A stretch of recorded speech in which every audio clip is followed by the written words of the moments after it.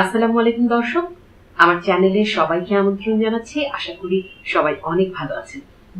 আজকে ঈদ স্পেশাল একটা রেসিপি নিয়ে আপনাদের সামনে চলে এলাম। তৈরি করে দেখাচ্ছি বিফ কোফতা বিরিয়ানি। অসাধারণ স্বাদের এই কোফতা বিরিয়ানি কিভাবে খুব সহজেই আপনি তৈরি করে নিতে পারবেন সেটি দেখিয়ে দেব। তাহলে চলুন দেখে নেই বিফ কোফতা বিরিয়ানি তৈরি করতে আমাদের কি কি উপকরণ লাগছে এবং এর পুরো প্রস্তুত প্রণালী।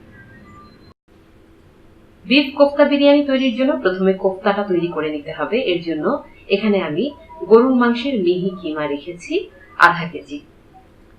এখন এর সাথে আমি অন্যান্য উপকরণগুলো অ্যাড করব। দিয়ে দিচ্ছি 1 টেবিল চামচ পরিমাণ আদা বাটা, 1/2 টেবিল চামচ পরিমাণ রসুন বাটা। এখানে লাল মরিচের গুঁড়া দিয়ে দিচ্ছি 1 চা চামচ, জিরার গুঁড়া 1 চা চামচ, লবণ 1 চা চামচ এবং গরম মশলার গুঁড়ি দিয়ে দিচ্ছি 1 চা চামচ পরিমাণ।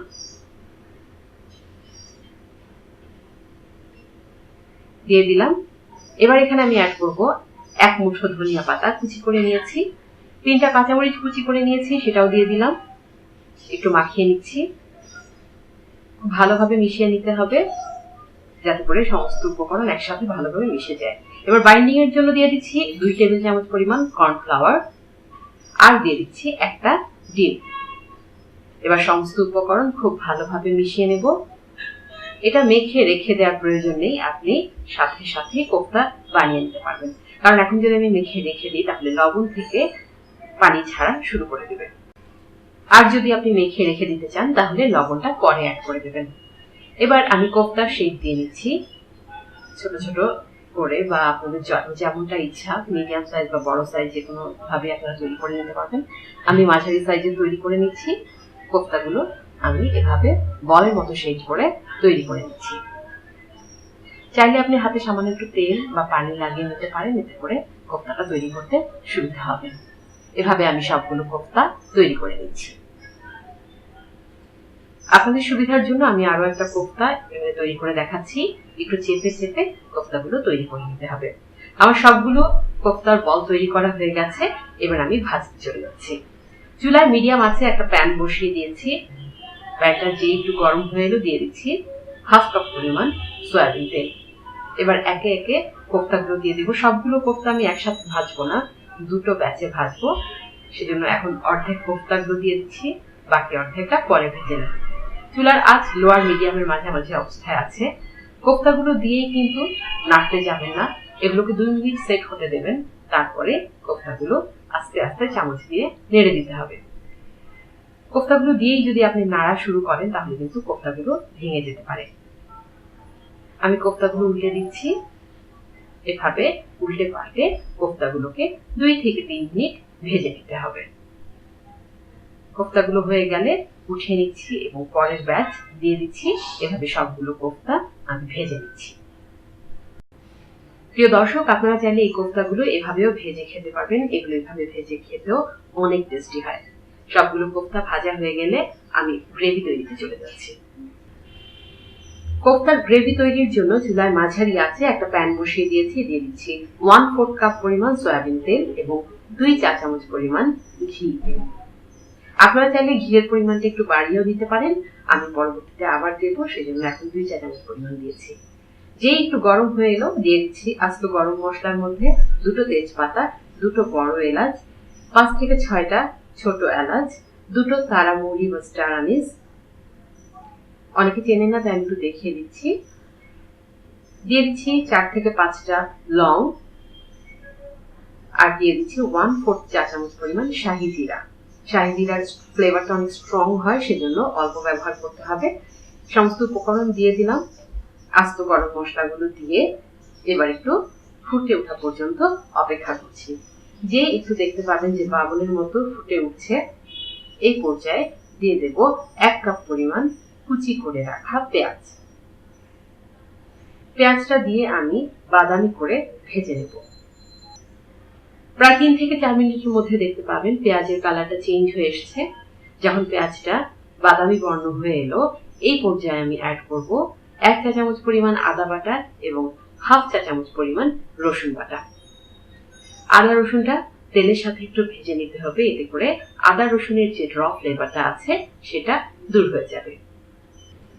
প্রায় 1 মিনিট ভাজার পর আমি এতে 2 থেকে 3 টেবিল চামচ পরিমাণ পানি অ্যাড করে দেব, কারণ এখন আমি এতে গুঁড়া মশলা অ্যাড করব। যদি পানিটা না দিই তাহলে কিন্তু মশলাগুলো পুড়ে যেতে পারে।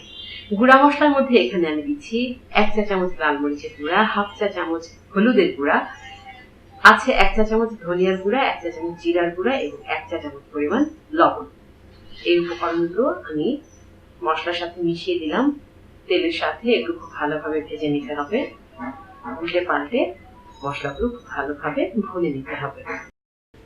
জয়ফল দিয়ে দিলাম 1 চিমটি এবং জয়ত্রী গুঁড়া দিয়ে দিলাম 1 চিমটি পরিমাণ। এগুলো ফ্লেভার অনেক স্ট্রং হয়, সেজন্য এগুলো খুব অল্প পরিমাণে ব্যবহার করতে হবে। এগুলো খুব ভালোভাবে মিশিয়ে দিতে হবে।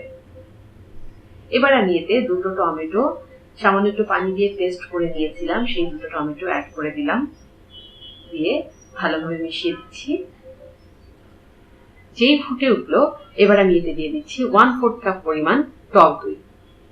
টক দইটা দিয়ে মিশিয়ে দিচ্ছি অন্যান্য উপকরণের সাথে। মিশিয়ে, যেহেতু টক দই দিয়েছি, সামান্য একটু চিনি দিয়ে দেবো, তাহলে ব্যালেন্স হয়ে যাবে।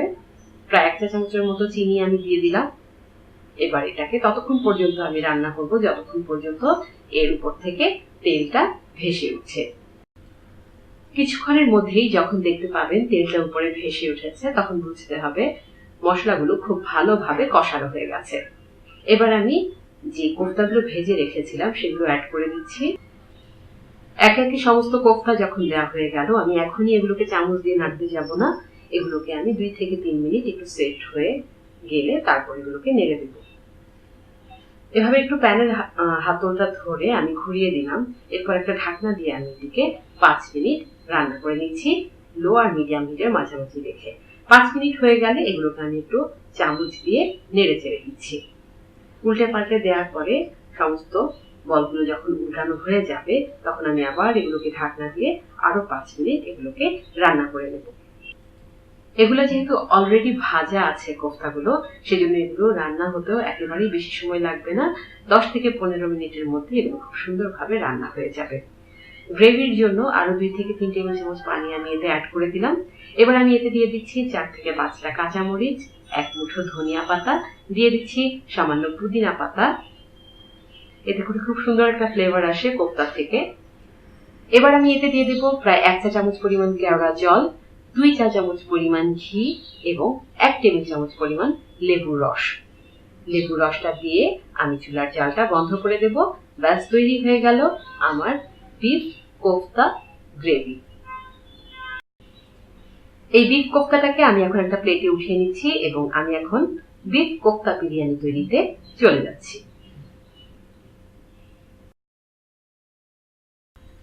বিরিয়ানি তৈরির জন্য আমি একটা বাটিতে 3 কাপ পরিমাণ বাসমতি চাল নিয়ে নিয়েছি। আপনারা চাইলে পোলাও চালও নিতে পারেন।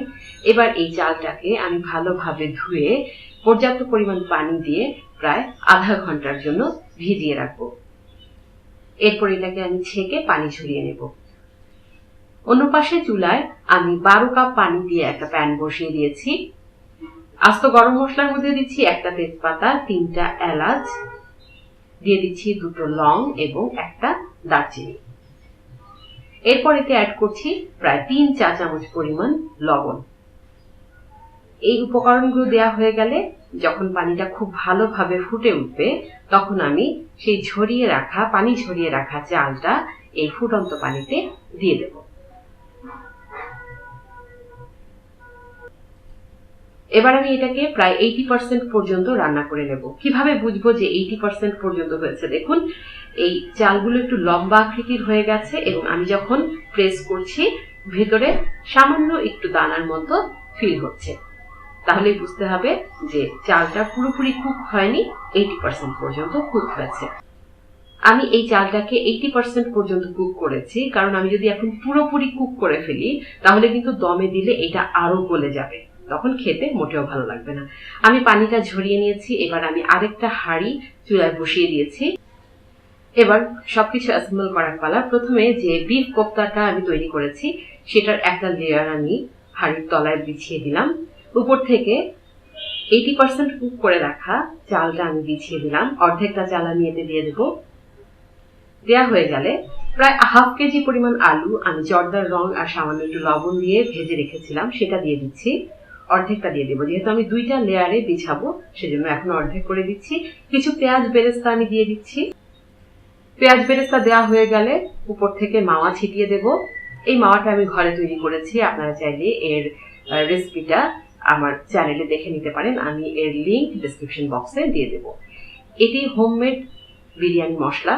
এই বিরিয়ানি মশলাটা আমার ঘরের তৈরি, আমি 1 চা চামচ এখন এতে অ্যাড করছি। আপনারা চাইলে এর রেসিপির লিংকটাও আমার ডেসক্রিপশন বক্সে দেওয়া থাকবে, আপনারা দেখে নিতে পারেন। এবার যেই আরো কিছু কোফতা বাকি ছিল সেটা আমি বিছিয়ে দিলাম উপর থেকে। কোফতাটা দেওয়া হয়ে গেলে বাকি বাসমতি চালগুলো আমি উপর থেকে দিয়ে দেব। সবগুলো চাল আমি এভাবে দিয়ে দিচ্ছি। এরপরে আমি এতে আলু বিছিয়ে দেব। আলুগুলো যখন দেওয়া হয়ে যাবে আরো বাকি যে বেরেস্তা আছে সেগুলো দিয়ে দিলাম। উপর থেকে আরো কিছু মাওয়া আমি ছিটিয়ে দিলাম। মাওয়াটা দিলে বিরিয়ানিতে অসাধারণ একটা টেস্ট পাওয়া যায়, আপনারা অবশ্যই মাওয়াটা ব্যবহার করবেন। এরপর এতে আমি বিরিয়ানি মশলাটা দিয়ে দিচ্ছি আরো 1 চা চামচ পরিমাণ। কিছু জর্দার রং আমি পানিতে গুলিয়ে রেখেছিলাম, সেখান থেকে 2 চা চামচ আমি দিয়ে দিচ্ছি। 2 বা 3 চা চামচ আপনারা দিতে পারেন। এরপর এতে আমি ঘি অ্যাড করব। প্রায় 2 চা চামচ পরিমাণ ঘি আমি দিয়ে দিলাম, সেই সাথে দিয়ে দিচ্ছি 2 চা চামচ পরিমাণ কেওড়া জল। সমস্ত উপকরণ দেওয়া হয়ে গেছে। এবার আমি ঢাকনা দিয়ে এটিকে ফুল আঁচে 5 মিনিট রান্না করে নেব। আমি বিরিয়ানির প্যানের নিচে একটা তাওয়া ব্যবহার করেছি, এতে করে আপনারা সেফ সাইডে থাকবেন, বিরিয়ানি পুড়ে যাওয়ার সম্ভাবনা থাকবে না। যেই 5 মিনিট হয়ে যাবে এরপর এই চুলার আঁচটা একেবারে কমিয়ে দেবেন এবং 15 থেকে 20 মিনিট এটাকে দমে এভাবেই রেখে দিতে হবে। এই 20 মিনিটে আমি একবারের জন্য ঢাকনাটা খুলবো না, তাহলে ফিরে আসছি 20 মিনিট পর। 20 মিনিট হয়ে গেছে, আমি বিরিয়ানির ঢাকনাটা উঠিয়ে নিচ্ছি। খুব সুন্দর একটা স্মেল পাচ্ছি আমি বিরিয়ানির, প্রচন্ড অ্যারোমেটিক। এবার আমি দেখে নেব আমার বিরিয়ানির কি অবস্থা। আমি একটু নিচ থেকে উঠিয়ে দেখাচ্ছি, দেখুন কত সুন্দর ঝরঝরে একেবারে চালগুলো, যে 80% কুক করে রেখেছিলাম চালগুলো, সেগুলো খুব সুন্দরভাবে সুসিদ্ধ হয়ে গেছে।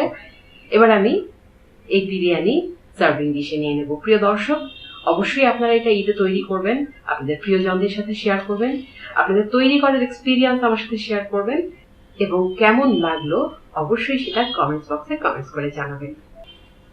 তৈরি হয়ে গেল অসাধারণ স্বাদের বিফ কোফতা বিরিয়ানি। প্রিয় দর্শক, আমি আশা করছি আমার আজকের রেসিপি আপনাদের ভালো লেগেছে। যদি ভালো লেগে থাকে আমার চ্যানেলটিতে একটা লাইক দেবেন এবং আমার পরবর্তী ভিডিওগুলো পেতে অবশ্যই আমার চ্যানেলটি সাবস্ক্রাইব করবেন। আজ তাহলে এই পর্যন্ত, পরবর্তীতে আবার নতুন কোনো রেসিপি নিয়ে হাজির হয়ে যাব। সবাই ভালো থাকুন, সুস্থ থাকুন, আপনাদের ঈদ অনেক ভালো কাটুক। ধন্যবাদ সবাইকে।